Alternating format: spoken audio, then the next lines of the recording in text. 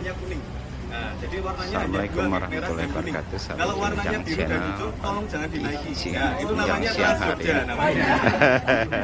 Takutnya Kita keliru nanti diajak salah oleh baik. panitia Nah, untuk jadi pada kesempatan siang tur hari itu nanti kita akan Heritage jalan-jalan Yogyakarta. menyusuri kawasan Sumbu Filosofi yang ada di kota Yogyakarta. Mungkin Bapak Ibu pernah mendengar nih kawasan Sumbu Filosofi yang baru saja ditetapkan menjadi warisan dunia di UNESCO. Nah, nanti untuk rutenya akan kita mulainya dari sini Bapak Ibu, terus kemudian kita menuju ke Tugu. Dari Tugu ke selatan melewati Jalan Margo Utomo, Malioboro, Keraton. Nah, nanti kita akan berhenti di kawasan Keraton, tetapi tidak di kawasan Keratonnya, melainkan nanti di Sono Budoyo. Nah, nanti di Museum Sono Budoyo nanti kita akan berhenti untuk foto-foto saja ya di sana. Kemudian perjalanan kita lanjutkan ke sisi selatannya Keraton.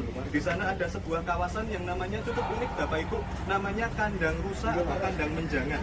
Nah, nanti kita cek ya Bu, kenapa kok dinamakan Kandang Menjangan, Kandang Rusa itu tadi? Apakah sejarahnya memang dulunya adalah Kandang Rusa atau Kandang Menjangan? Nanti akan siap. kita ceritakan ketika kita sudah sampai di kawasan sana. Nah, nanti di sana ada sebuah bangunan cagar budaya namanya Panggung Krapyak. Nah, nanti kita juga akan berhenti di sana, sama halnya seperti di Sono Budoyo. Nanti kita akan dokumentasi saja di sana, Bapak Ibu. Dan kemudian dari Panggung Krapyak, perjalanan kita arahkan kembali ke UNY, Universitas Negeri Yogyakarta. Begitu. Nah, nanti untuk rutenya akan kita tempuh kurang lebih dalam waktu 2 jam. Nah, ini karena lamanya durasi, monggo bagi yang mau ke toilet bisa ke toilet terlebih dahulu. Karena kenapa? Karena kita berhentinya hanya di 2 lokasi, di Sono Budoyo dan di Panggung Krapyak. Dan di Sono Budoyo karena musim liburan Bu, ini kan hari kejepit. Kalau orang Jogja nyebutnya hari kejepit, ya betul. Jadi banyak pengunjung di sana, ditakutkan nanti kalau sudah nahan malah sakit perut, sebaiknya bisa ke toilet terlebih dahulu. Tapi bagi yang sudah siap, nah ini nanti kita bagi menjadi 2 rombongan. Rombongan yang pertama nanti bisa memasuki bus yang berwarna kuning dulu. Oke, dan dimaksimalkan 8 peserta. Nanti kalau sudah 8 peserta, kemudian nanti memasuki bus yang berwarna merah. Oke, jadi yang kuning dulu diisi, kemudian yang berwarna merah. Jangan khawatir, merah dan kuning itu tidak ada perbedaannya, karena busnya nanti akan berjalan beriringan dan masing-masing bus akan ada 1 edukator yang bertugas untuk mendampingi Bapak. Begitu. Oke. Untuk teknisnya, apakah ada yang mau ditanyakan? Silakan. Oh, saya kira tanya tadi ya, ternyata rusak ya kan. Tidak ada, sudah cukup jelas ya untuk teknisnya. Kalau sudah cukup jelas, monggo kita langsung menuju ke arah bisnya saja, Bapak Ibu. Oke, bagi yang mau ke toilet, bisa ke toilet terlebih dahulu. Oke, kita mengikuti tur dengan happy. Oke, siang. Oke, kita ngambil yang mana ya, Duan? Kita yang terakhir apa? Hah? Kita kan semuanya Terakhir ya. mereka sisanya gabung ke kita kan. Oh iya ya. Oke. Mendingan ini ya. Ono. Oke. Ono enek. Kita sahabat Jurujang Channel menuju bis Heritage Jogja. Heritage. Ya, untuk melaksanakan tur Jogja yang disiapkan panitia Semanwijoyo Cup ke-20. Oke, kita ikuti keseruannya. Selamat pagi, selamat berita, salam sehat, sukses dan bahagia. Amin. Yo, ini Jogja Heritage Track. Oh, kita mengambil bus yang kuning. Warna kuning mana nih? Oh, ini sahabat Jurujang Channel, sahabat tani, sahabat wisata, sahabat olahraga, Jogja Heritage. Ya, oh kita menunggu yang bus kuning. Oh ya.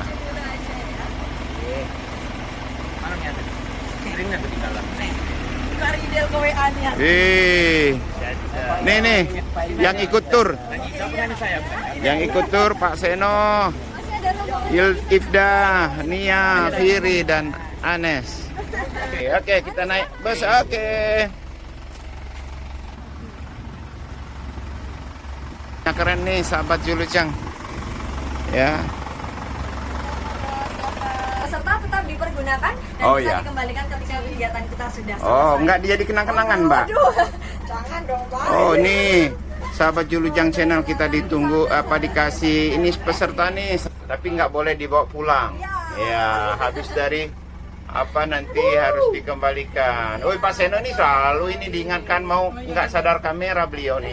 Ya, kita lagi sibuk ini. Oke. Bapak Ibu, sebelum kita mulai kegiatannya, mari kita luangkan waktu sejenak untuk berdoa supaya tur kita berjalan lancar tanpa kekurangan suatu apa dan kepercayaan masing-masing. Kami persilahkan. Bismillahirrahmanirrahim. Bismillahirrahmanirrahim. Bila tawakkaltu 'ala Allahi la haula wala quwwata illa billah. Cukup, terima kasih. Oke, sahabat Julujang Channel Selamat siang, kita. Bapak Ibu Mas Mbak semuanya. Selamat Apa siang. kabar hari ini? Baik? Sehat. Alhamdulillah semuanya. Pertama-tama saya ucapkan selamat siang, selamat datang di dalam bis Jogja Heritage Track. Mohon izin untuk memperkenalkan diri ya Bapak Ibu Mas Mbak semuanya. Perkenalkan, nama saya Ratna, selaku edukator atau tour guide di bis Jogja Heritage Track yang pada kesempatan siang hari ini akan bertugas untuk mendampingi jalan-jalan keliling kota. Sudah siap jalan-jalan semuanya? Siap. Nah, tentu saja saya tidak bertugas sendiri ya. Kalau sendiri nanti bisnya nggak jalan. Jalan. Jadi kita kenalan dulu dengan orang paling penting di dalam bis ini ya. Kalau nggak ada beliau nanti bisnya nggak jalan ya. Diambil alih sama penumpang. Iya betul. Nanti diambil alih sama penumpang. Nah ini kita kenalan dulu yang di depan. Nah ini sayangnya walaupun nama saya Ratna, yang di depan bukan galehnya ya. Iya, iya. Yang di depan ini namanya Mas Risanto selaku driver atau pramudi yang akan mengantar kita keliling kota. Mas Risanto peserta bisa disapa dulu. Selamat siang. Makasih Mas. Berkenan mengantar kami. Ada loh Mas dari Bengkulu. Waduh, dari Bengkulu. Oh iya. Iya. Nah, ini kan ya ada baiknya kita saling kenalan dulu. Iya ya. dong. Ibu Mas Mbak ya kan ada pepatah Siap. yang bilang kalau nggak kenal maka nggak Saya. tahu Nggak- gitu ya. nggak tahu. Saya nggak bisa dipaksain itu katanya. Oh Waduh. gitu. Nah ini gantian kenalan ya. Ya. Kenalan singkat saja, bisa disebutkan namanya siapa, panggilannya siapa, kemudian asalnya dari mana. Kita Oke. mulai dari yang cantik-cantik di belakang. Ya, dulu, boleh? setuju. Boleh. Yuk, kita berangkat dulu. Oke. Siapa? Nia, pakai saja Nia. Iya, Kak Dari Nia. Bengkulu. Dari Bengkulu. Oke, Abang Kak Nia dari Bengkulu. Yang di sampingnya moga dengan Kak siapa? Dari ya sama Dari Bengkulu semua. Oh iya, yang di sampingnya lagi. Windy. Windy dari mana? Dari sayang? Jogja. Dari Jogja. Ada akamsi ya, anak kampung sini gitu. Oke, oke. Ada Kak Windy dari Jogja. Yang di sampingnya dengan Kak siapa? Saya Lisa dari Jogja juga. Kak Lisa. Oke. Kak Lisa. Lisa. R apa L? L. Kak Lisa. Lisa Blackpink. Iya, dulunya di Blackpink. Namanya ada Blackpink ya. Oke, ada Kak Lisa dari Jogja juga. Nah, kita beralih ke baris yang di tengah, monggo dengan bapak-bapak siapa ini? Calon Presiden. Waduh, calon Presiden. Anies. Bengkulu. Anies dari Bengkulu. Ini satu rombongan dari Bengkulu. Iya. Ya. Oh, baik-baik. Ada Pak Anies, kemudian yang Ini di Pak sampingnya Seno. Pak Seno. Nah, ini kalau yang di depan Dari monggo. Bengkulu. kaget. Oh, Tadi dengan Pak siapa? Zulkarnain. Pak Zulkarnain. Dari Bengkulu. Rejang Lebong, Kabupaten Rejang Lebong, jangan Bengkulu toh. Oke, baik, yang di sampingnya? Saya Mas Asdianto dari Bantul. Udah dari Bantul, Iya. serius. Mbak, sekarang nanya nih, yang Mbak tahu tentang Bengkulu? Waduh, ini pertanyaan sulit ini ya. Indonesia loh. Enggak. Tanya, tahu nggak Bengkulu itu di mana? Ada sebentar ini. Hah? Kebetulan pelajaran geografi saya Lah iya. jelek gitu ya. Oh gitu ya. Coba Bapak mungkin bisa sedikit cerita nggak apa sih wisata yang menarik dari Bengkulu apa Pak? Yang pertama, Bengkulu itu sewaktu zaman sebelum merdeka, ya kan? Itu mulai dari sumbangan untuk Monas, itu 14 kilonya dari Bengkulu. Ya, pernah dengar. Kamu pernah dengar ya, biar memori apa pelajaran sejarahnya. Dari tadi Yang ada ke- briefingan bahwa Ye. dari Bengkulu ya. Ya. Yang kedua, yang tidak kalah pentingnya, kita mungkin tidak akan merdeka kalau nggak ada Ibu Fatmawati Wah, Soekarno. betul sekali. Tahu Ibu Fatmawati siapa? Tahu istrinya Pak Apanya? Soekarno, ya kan? Apa yang diperbuat oleh Ibu Fatmawati yang fenomenal sampai sekarang? Iya, saya malah Tuh siapa tuh? Siapa tuh? Yang jauh di belakang, ya kan? Saya berasal dari Jakarta ini, Pak. Ya. Lagi Mbak ya, sekaligus promosi ini. Sekaligus promosi. Nah, lambangnya Bengkulu itu adalah apa? Bunga apa? Bunga rafflesia itu siapa yang menemukan?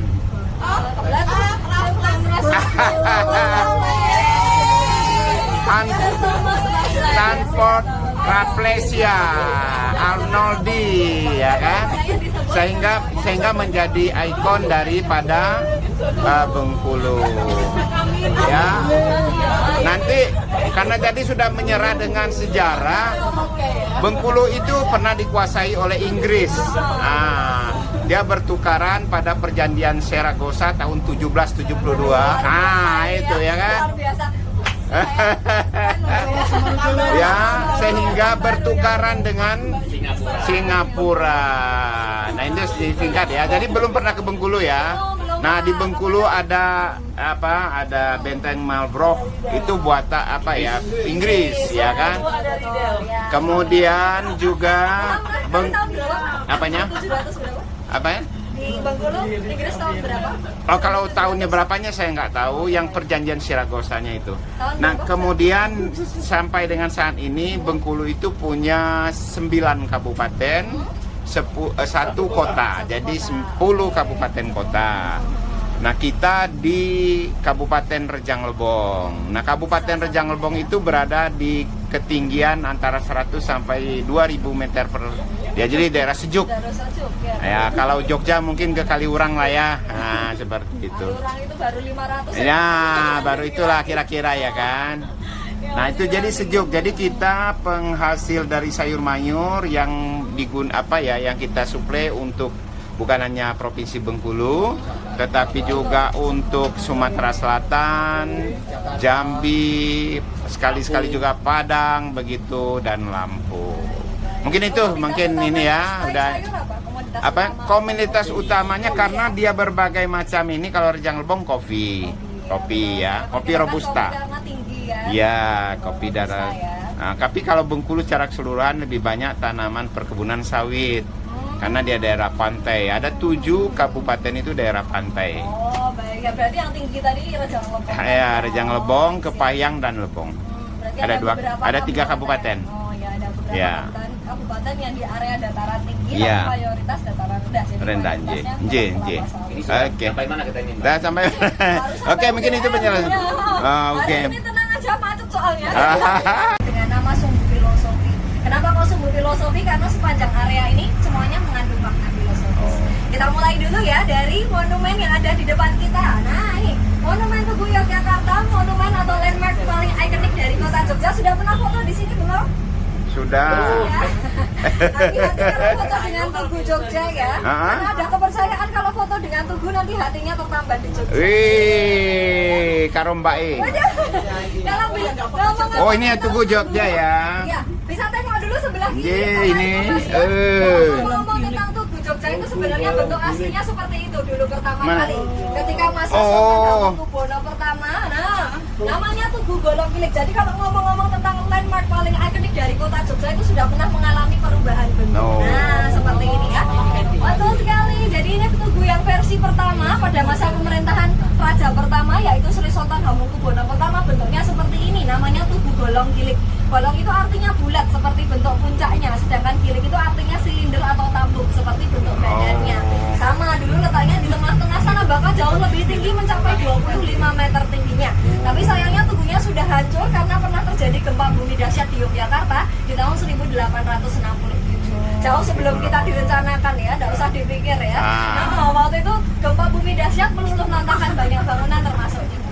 Nah, kalau yang sekarang kita lihat ini sudah versi kedua yang dibangun pada masa pemerintahan Sri Sultan Hamengkubuwono ke-7 di tahun 1889. Tapi sayangnya dengan bentuk yang baru karena arsiteknya adalah orang Belanda.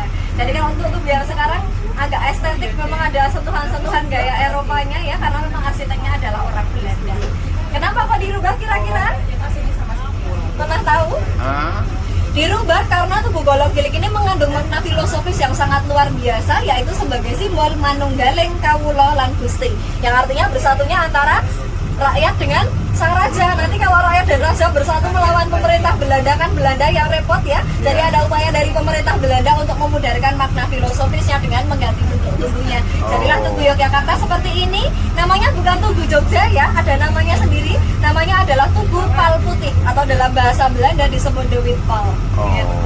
Nah, itu sekilas tentang landmark paling ikonik dari kota Yogyakarta. Kita sekarang ke selatan.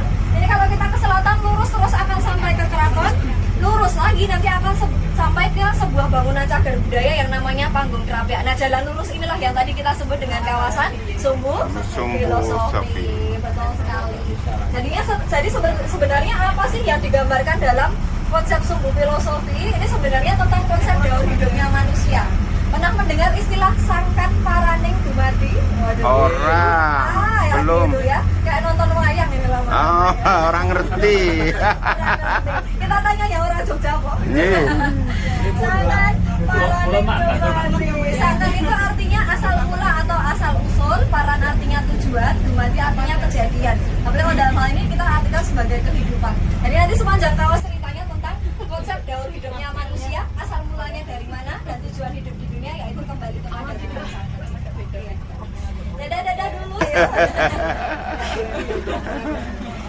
Iya Mbak, udah Iya, diiniin. betul. Nah, nanti untuk pembacaan Sumbu Filosofi itu sebenarnya dibagi menjadi dua sudut pandang. Jadi ada sumbu sisi selatan, sumbu sisi utara.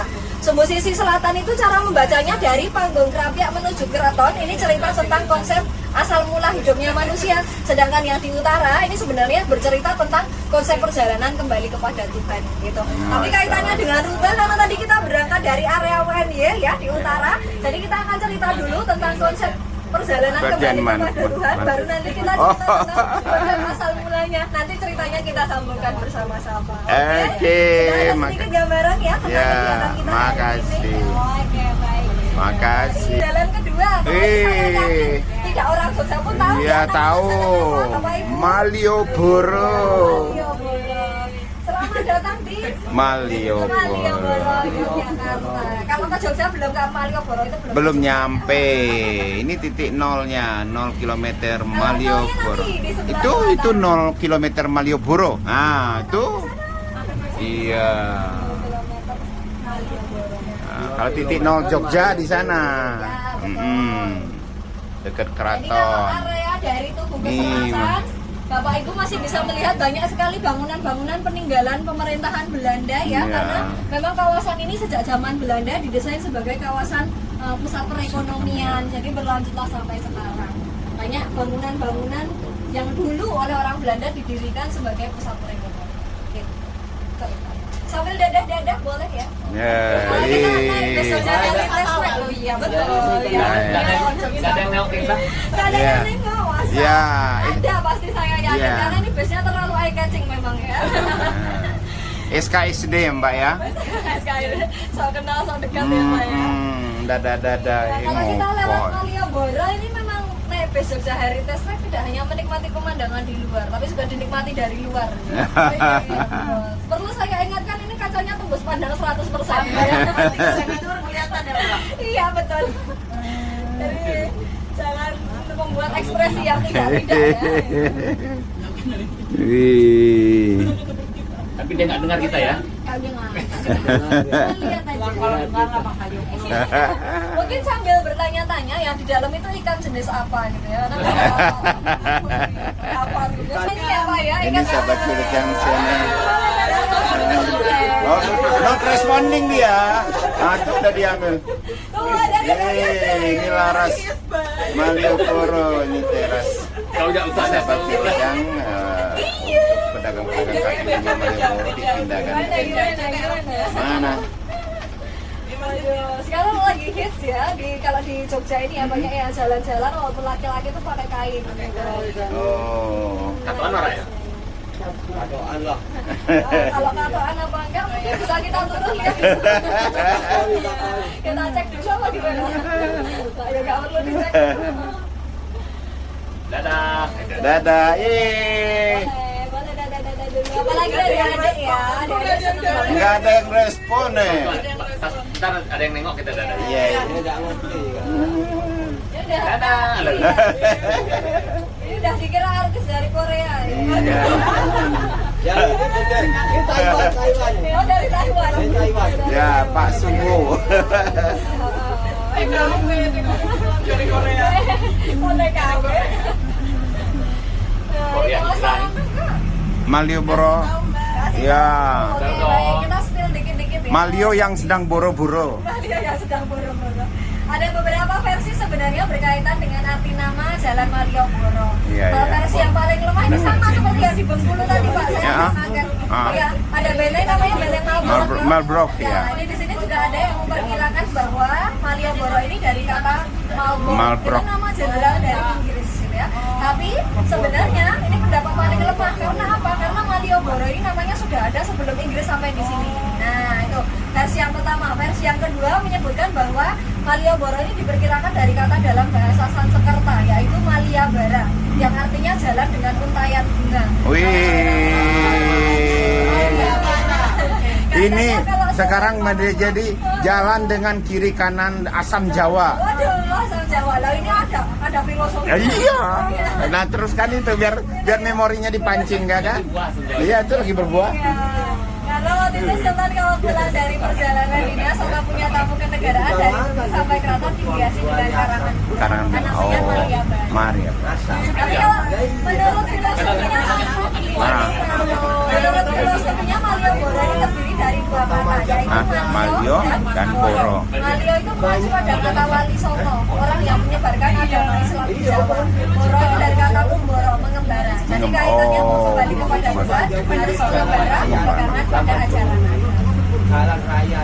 Di sini banyak asam Jawa ya, Bapak. Ya ini baru. Tapi ini ada Itu apa filosofinya apa itu? kaitannya ada juga dengan Ya. filosofi ini ya. Kalau untuk asam Jawa ini kalau dalam bahasa Jawa, asam itu mengacu pada kata neng semake yang artinya menyenangkan. Oh, Ya. Istilahnya tidak hanya asem.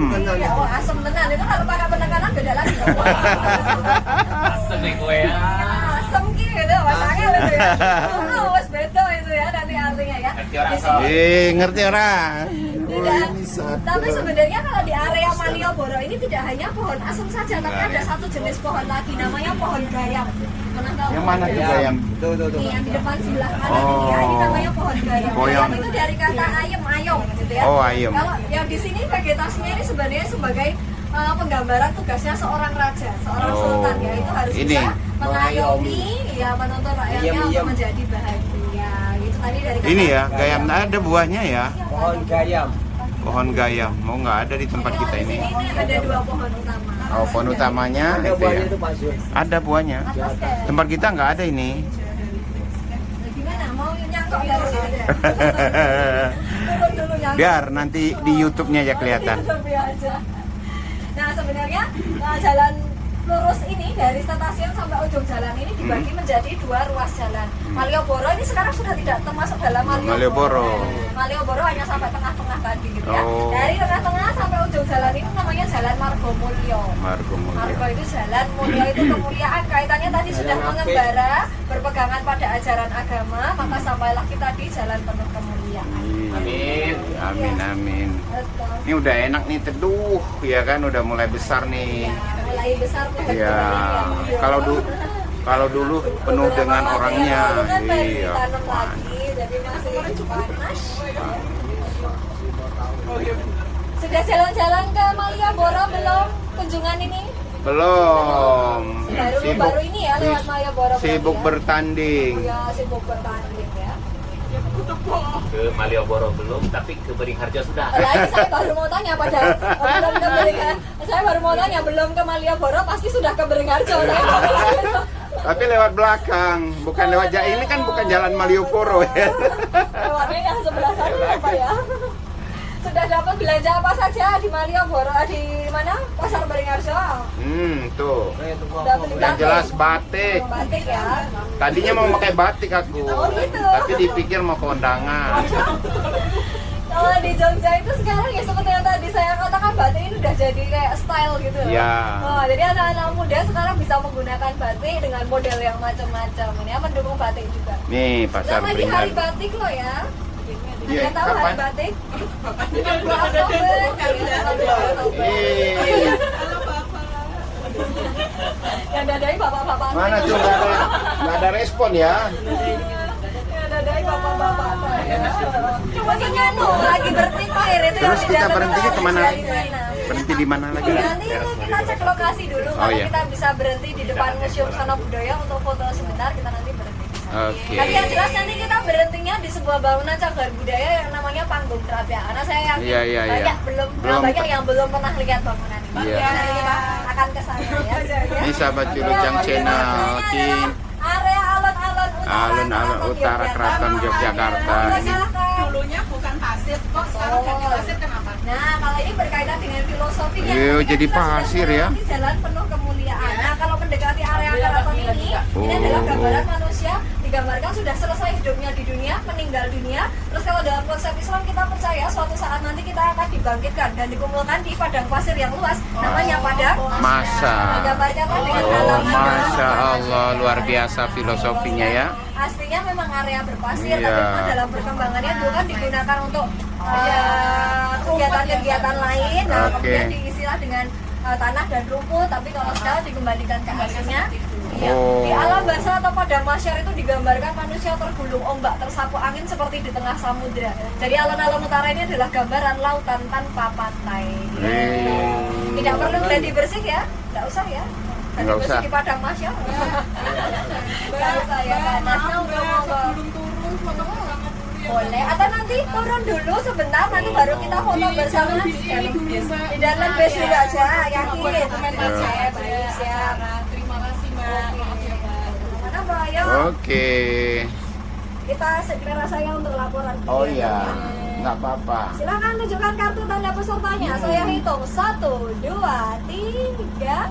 Sekali lagi 1, 2, 3. Dengan kamera. Oke, sahabat Julujang Channel, kita sudah sampai pada pemberhentian pertama di museum apa ini? Museum apa namanya?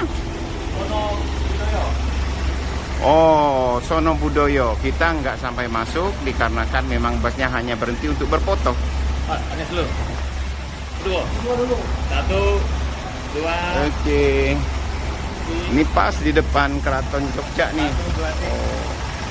Baik, nah itu Keraton Yogyakarta mengambil kebijakan untuk menutup area alun-alun tersebut. Gitu. Oh. Kan kalau malam itu area alun-alun itu kan nganu ya, biasa.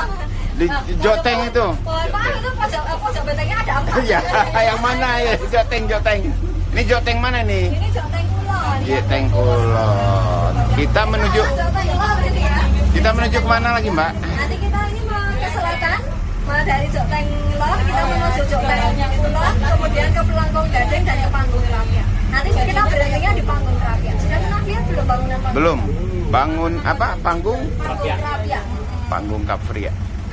Kalau tadi yang diutarakan rangkaiannya tentang perjalanan manusia kembali kepada Tuhan. Gambarkan manusia meninggal, terus setelah itu nanti digambarkan ada penimbangan amal baik buruk manusia, terus nanti dibangkitkan dan hidup kekal di akhirat. Nah, nanti kalau yang di sisi selatan mulai dari bangunan cagar budaya dan namanya Panggung Krapia, nah itu nanti akan bercerita tentang konsep asal mula hidupnya manusia. Oh. Ini fotonya seperti ini diambil tahun 1900-an awal. Wih. Bangunannya masih sama persis gitu ya, tapi area sekitarnya yang sudah berubah. Sudah berubah. Kalau ini kan di sini kelihatan banyak pohon-pohonnya ya. Karena apa? Karena Krapia itu dulunya area hutan. Oh, hutan Krapia. Hutan Krapia, betul sekali. Krapia itu ada versi menyebutkan dari kata dalam bahasa Sanskerta, Krapia yang artinya hutan lindung. Oh. Jadi zaman itu merupakan hutan yang didesain dilindungi. untuk melindungi hewan buruannya raja atau untuk menangkarkan hewan buruannya raja, karena hutan Krapia itu adalah hutan yang ditunjuk sebagai area perburuannya sultan gitu. Apa kira-kira yang ditangkarkan di situ? Terus Betul sekali, rusa. Wih. Atau dalam bahasa Jawa dikenal dengan menjangan. menjangan. Betul sekali, maka orang-orang Jogja biasanya mengenal namanya area kandang menjangan.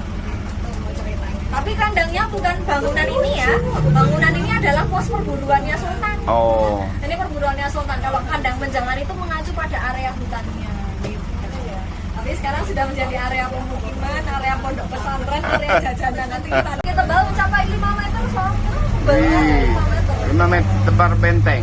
Ya, benteng. Benteng apa tadi, Mbak? Benteng Baluwarti. Balu, tapi bahasa Diperkirakan Portugis. dari kata dalam bahasa Portugis. Artinya laksana hujaman penuh. Sebenarnya temboknya masih ada ya sampai sekarang, tapi kalau temboknya memang sudah tidak bisa kita lihat karena di area ya dalam dan sisi luar tertutup dengan rumah. Yang tadi kita lihat adalah pojok-pojok bentengnya. Ya. Pojok benteng itu sebenarnya ada nama kerennya juga. Nama kerennya adalah Bastion. Bastion itu adalah sebagai tempat untuk menjaga prajurit, pos pantaunya prajurit. Tapi orang Jogja ya cari gampangnya saja, kalau terletak di situ ada benteng, maka disebut namanya Cocok Tank. Oh. Itu padahal ada nama kerennya Bastion. Bastion. Nah, terus untuk masuk ke area keraton Tapi di Wisma Atlet ada juga itu Bastian tapi. Bastian. Kalau itu artis juga ada Pak Bastian. Itu cewek-cewek tahu itu. Kalau cewek-cewek tahu itu ya. Nah, terus masuknya bagaimana? Ya kita melewati pintu-pintu gerbang yang disimbolkan dengan simbol seperti ini yang disebut dengan nama pelengkung. Disebut pelengkung kenapa? Karena pintu masuknya berupa pelengkung dan apa melengkung. Gitu. Nah, ini tadi baru saja pelengkung yang kita lihat ya. Kalau orang zaman sekarang mengenal namanya pelengkung gading. Kalau kita sebenarnya nama aslinya adalah pelengkung Nirboyo. Ayo, ada lokal udah pernah dengar belum? Rantau ya? Anak rantau. Oh, ya baik siap. Nirboyo, Nir itu tidak ada atau kosong. Boyo itu mengacu pada kata beboyo, mara bahaya. Jadi sebagai harapan supaya keratonnya aman dari segala Bahaya. Ada fakta unik sudah pernah dengar belum? Bahwa sultan yang bertahta tidak boleh melewati pelengkung gading. Jadi sultan itu tidak pernah lewat pintu yang di sini. Lewatnya yang lain. Karena ini hukumnya ora ilok atau pamali. Nanti sultan lewat di pelengkung gading itu hanya satu kali, yaitu ketika Meninggal. surut dalam atau meninggal dunia. Jadi iya betul sekali, sultan nanti lewat di sini hanya satu kali ketika surut dalam atau meninggal dunia. Jenazah sultan keluar dari keraton dilewatkan di pintu belakang terus dibawa ke makam raja-raja Mimo. Gitu ceritanya, kalau masih sehat masih sugeng lewat di sini takutnya nanti terjadi hal-hal buruk, jadi nggak boleh lewat di sini. Nah, sambutan perburuan raja namanya bukan sahabat Krapia. cerita. Tapi dalam perkembangannya kawasan ini Channel sudah kita berkembang berada menjadi di area Krapia. pemukiman. Kemudian di tahun Krapia. 1911 didirikan sebuah pondok pesantren bernama Pondok Pesantren Krapia di kawasan ini. Yang berkembang sampai sekarang, lah sekarang malah di sini lebih terkenal sebagai kawasan pusat santri. Yang kalau bulan Ramadan ini kampung Ramadannya paling hits. Bukan karena gratisannya juga karya. Oh iya itu maksud saya. Hitsnya karena apa? Karena gratisan dicoba karya betul sekali. Loh mendadak kalau Ramadan di sini tuh banyak santri kalong Pak. Santri kalong tuh pindah-pindah. Nanti mahasiswa itu sudah. Nah ini betul sekali. Ini bangunan Kapria. Bangunan yang tadi sudah kita sebut-sebut namanya panggung. Panggung. Jadi pos berburu sebenarnya. Pos perburuan. Pos berburu. Terdiri dari 2 lantai yang di bawahnya adalah tempat istirahatnya. Terus nanti di salah satu sisi itu ada tangga untuk naik ke atas, untuk naik ke rooftop. Dari zaman dulu sultan berburunya di atas sana. Dan melihat di sekitarnya ada hewan buruan atau Boleh naik. Nih, sekarang ini bangunan cagar budaya. Wih. Kita Mana ya? kunci. Kita dari luar nanti mengamati bangunan sambil foto bersama ya. Oke, sama seperti tadi. Wah ini mohon maaf walaupun kita berhenti di depan warung soto tapi tidak untuk nyoto ya. Oh iya. Soto. Oh, enggak ya, orang-orang Bapak Ibu, Mas Mbak semua. Oke, sahabat Julujang Channel, kita berada di bangunan Krapia yang dahulunya ini adalah tempat berburunya sultan ya. Ini menurut ininya ada 2 lantai. Lantai pertama ini untuk istirahat, lantai keduanya untuk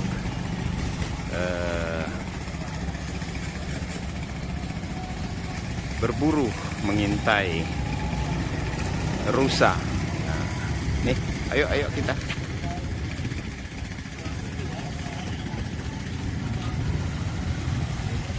Oke, kita menuju ke bangunan. Dulunya ini adalah hutan. Nah, hutan tempat sultan berburu.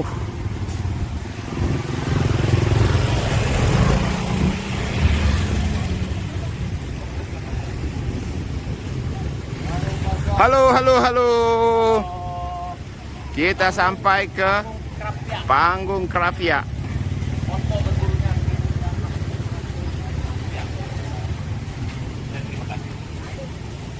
Tempat berburu apa?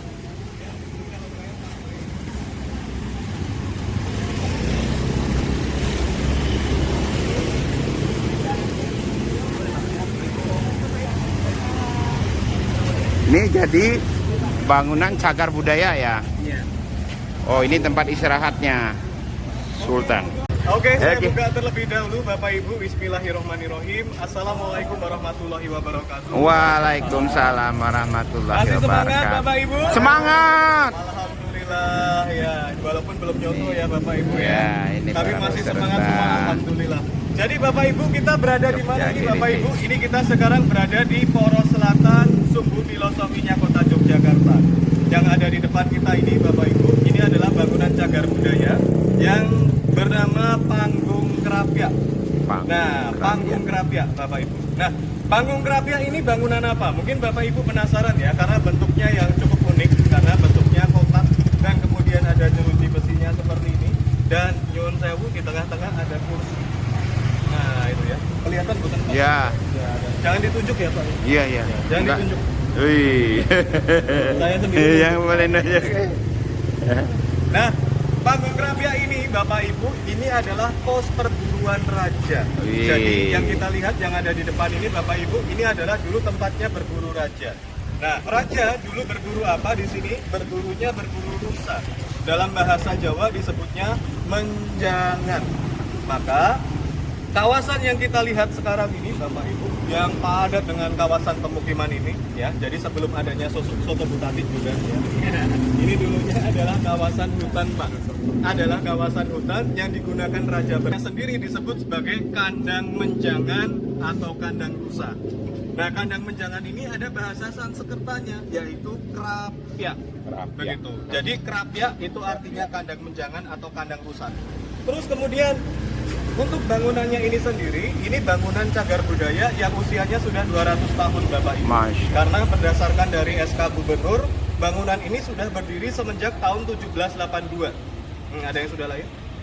Ya. Sama saya juga belum lahir Pak ya, masih di angan-angan saya. Nah, jadi pada tahun 1782 bangunan ini sudah berdiri di sini ya, menjadi pos perburuannya raja sekaligus menjadi poros selatan sumbu filosofinya kota Yogyakarta. Dan bangunan ini jangan salah Bapak Ibu, dengan Tugu Yogyakarta jaraknya cuma 1 meter tingginya. Jadi kalau kita lihat ini ya Bapak Ibu, tingginya ini 10 meter.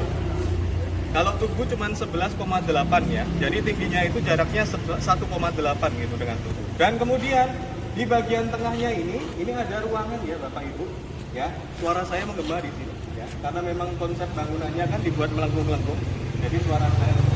Terus kemudian di lantai atas sana ini masih ada tempat, ya, yang digunakan sebagai tempat raja berburu. Jadi di atas ini Pak, ini masih ada lantai 2 yang dulunya digunakan sebagai tempat raja berburu. Nah, dulu nyebutnya panggung ya, bukan rooftop. Kalau sekarang istilahnya rooftop Pak, tapi kalau dulu namanya panggung. Nah, kalau namanya rooftop, nah bangunannya bukan Panggung Krapyak, namanya rooftop Krapyak begitu ya. Tapi ini dulu ya, di bagian atas ini Bapak, itu adalah tempat yang digunakan sebagai raja berburu. Nah, apakah raja tidak kepanasan? Tidak Pak, karena memang dulu itu ada atapnya. Sekarang atapnya sudah tidak tersisa karena atap ini terbuat dari kayu. Jadi kayu itu tidak akan bertahan lama ya Bapak Ibu. Maka kemudian di bagian atasnya untuk atapnya sudah tidak ada. Tetapi nanti kalau kita bisa naik ke atas Pak, itu ada semacam umpak atau batu yang digunakan untuk penyangga tiang soko burunya. Begitu. Ya, umpak namanya. Jadi kalau misalnya bangunan Joglo, bangunan Jawa itu Pak, di tengah-tengahnya itu kan ada tiang kayu.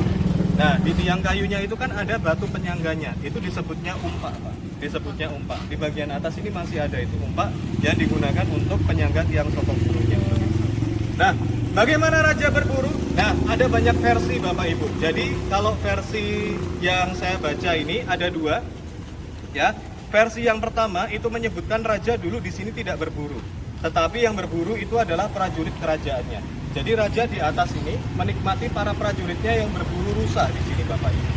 Ya, jadi apa ya istilahnya ya? Adu ketangkasan para prajurit kerajaan seperti itu. Versi yang kedua itu raja ikut berburu, tapi raja ikut berburunya itu tidak turun menggunakan kuda, tetapi raja berburunya itu di sisi atas sana Bapak Ibu. Ya, dengan anak panah dan senapannya Bapak Ibu. Terus kemudian apa? Rusanya atau menjangannya yang mendekati raja. Kenapa bisa seperti itu? Raja ini dia ngejarin ya, biar bener Pak. Jadi raja itu berburunya tidak sendirian ternyata. Berburunya itu dengan prajurit dari satuan Jager namanya. Yang kemudian membentuk kampung di sisi utara sini namanya Kampung Jageran. Nah, jadi prajurit Jager itu pada saat raja berburu akan tersebar di wilayah hutan yang ada di sini. Dan tugasnya adalah memberi umpan. Yang kedua adalah menggiring rusa agar Krapyak ini. Maka di atas raja tinggal memanah. Tapi memanahnya bukan begini, mohon maaf ya. Rempong sih. Ya, berwibawa. Gimana serunya ya Raja berburu sampai makan? Punya begini. Nah, jadi rusa yang diburu di sini, mohon maaf Pak, tidak untuk dikonsumsi. Jadi rusa yang sudah diburu itu nanti akan dikuburkan, tidak untuk dikonsumsi. Ya, jadi kan kita punya makanan khas ya, Bapak Ibu, gudeg ya. Kan belum ada gudeg daging rusa. Iya. Adanya gudeg daging ayam ya, atau ada gudeg telur ya kan. Karena memang pada saat itu rusa atau menjangan yang diburu raja itu tidak digunakan untuk makanan. Ya, tidak digunakan untuk apa istilahnya konsumsi, tapi hanya digunakan sebagai hewan buruan saja. Dan mungkin ada yang penasaran kenapa kok rusa yang dipilih. Padahal rusa sendiri bukan hewan endemiknya kota Yogyakarta. Karena hewan endemiknya kota Yogyakarta itu adalah burung cukurukuk. Embung, jeruk. Burung perkutut ya. Ya. Iya. Sama tikus Mas. Bukan Pak, tikus nggak ada. Rusa itu adalah hewan yang didatangkan dari daerah lain, Bapak Ibu. Ya, yang didatangkan dari daerah lain, kemudian didatangkan ke sini untuk sarana berburunya raja. Nah, kenapa rusa? Karena rusa itu yang paling cekatan, Bapak Ibu, dan sulit ditebak. Ya, bener. Ya, jadi berburu di sini, Bapak Ibu, ini adalah sarananya raja untuk olah tubuh dan olah pikiran. Ya, jadi raja pada masa itu berburu, ya. Jadi olah tubuh dan olah pikiran. Karena pada masa itu mohon maaf belum ada namanya fitness center. Iya. Jadi olah tubuhnya bagaimana? Berburu. Ya. Kemudian olah rasa. Olah rasa itu untuk mengasah intuisinya raja. Karena rusa itu kalau jalan, kalau lari itu kan acak Bapak Ibu. Ya, tidak bisa tertebak. Maka yang dipilih adalah rusa begitu. Ya, bukan kerbau atau sapi begitu. Nah, terus bagaimana dulu raja bisa naik ke atas sana ya? Nanti akan kita lihat bareng-bareng. Di sebelah sana itu ada tangga kayu ya, yang digunakan raja untuk naik ke lantai atas sana. Tapi nanti terakhir saja Bapak Ibu, nanti akan diantarkan sama Mbak Ratna untuk melihat tangga kayunya. Nah, oke. Sebelum saya cerita mengenai konsep sumbu filosofi dari bangunan ini, ada yang mau ditanyakan dulu nggak? Si yang kita lihat yang ada di dalam ini sebenarnya tidak ada sangkut pautnya dengan bangunan ini. Ya, jadi ini kursi baru Bapak Ibu, jangan takut ya. Kesini aja Bapak Ibu, nggak usah takut. Kesini aja, agak naik aja. Ini adalah kursi baru yang diletakkan tahun 2021. Masih baru. Ya, kenapa kok diletakkan kursi di sini? Karena ini ada kaitannya dengan upacara caos dahar. Nah, caos dahar itu apa? Caos dahar itu adalah upacara pemberian sesaji. Ya, jadi nanti dalam pemberian sesaji itu ada uborape atau bahan-bahan khusus ya yang nantinya digunakan sebagai material sesaji, yang nanti bahan-bahan ini mencerminkan doa yang nantinya akan kita panjatkan kepada Tuhan Sang Pencipta, seperti itu. Nah, nanti sesajinya diletakkan di mana? Nah, ini uniknya Bapak Ibu. Jadi sesajinya itu tidak diletakkan di atas kursi, melainkan di bawah. Ya, jadi di bawah kursi di depan itu Bapak Ibu. Di depan sana. Ya, jadi tidak diletakkan di atas tetapi di bawah. Nah, jadi ini ya, kursi yang ada di dalam ini adalah kursi yang digunakan untuk meletakkan sesaji.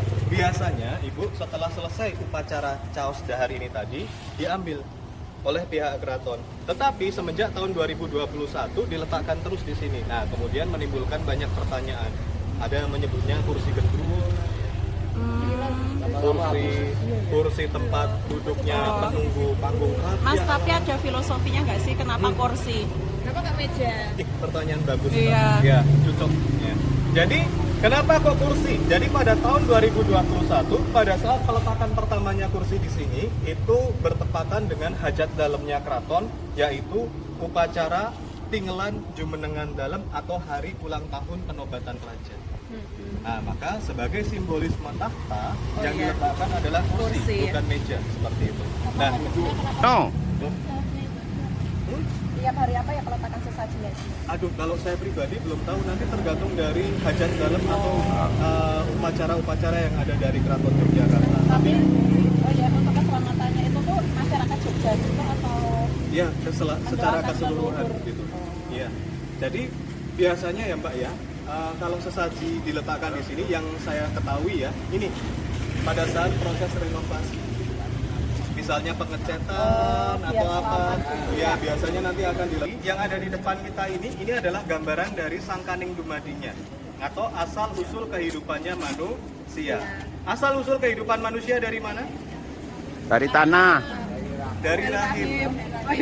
Rahim seorang ibu, bukan bapak ya. Bapak cuma donatur tetap ya. Apa ada yang dilahirkan dari bapak? Tidak ada ya. Jadi ini adalah simbolisme dari kelemah lembutannya wanita, simbolisme dari alam rahimnya seorang manusia. Kalau dalam konsep Islam ini adalah gambaran dari alam arham, alam di mana manusia tinggal sebelum akhirnya dilahirkan di dunia. Nah, kemudian nanti konsep yang selanjutnya di sisi utara ini nanti ada namanya kampung mijen. Mijen berasal dari kata miji yang artinya benih. Jadi ini adalah gambaran rahimnya, sedangkan kampung mijen yang ada di sisi utara adalah gambarnya benihnya manusia. Dan di sepanjang jalan ini, Bapak Ibu, jalan DI Panjaitan ini nanti, kiri kanan itu ada dua vegetasi, dua jenis vegetasi. Yang pertama pohon asem, yang kedua adalah pohon tanjung. Nah ini kebetulan pohon asemnya sudah ada ini. Salah satunya, ini asem tua ini Bapak Ibu, asem Jawa yang sering digunakan untuk masak. Masak. Nah, kenapa kok ditanamnya pohon asem dan pohon tanjung? Karena ini adalah gambaran dari kehidupan masa mudanya manusia. Dari kehidupan masa mudanya manusia itu bagaimana sengsem menyenangkan dari kata asem. Sedangkan tanjung berasal dari kata sanjung. Ya, jadi anak-anak itu bisa senang karena kenapa? Karena disanjung-sanjung seperti itu. Nah, nanti untuk cerita selanjutnya bagaimana akan kami ceritakan secara lebih rinci di dalam bis saja, Bapak Ibu. Sahabat Julujang Channel, ini panggung Krapia, Apria, panggung Harjo Sewon Bantul, Balai Pelestarian Cagar Budaya Yogyakarta.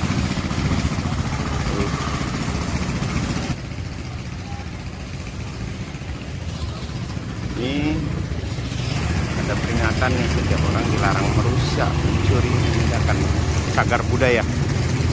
Ini ada tangga yang masuk.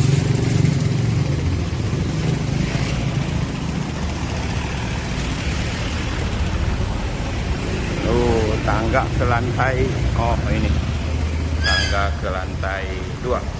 Oke, sahabat Julujang Channel, kita kembali ke bus sesuai dengan perintah dari guide kita tadi.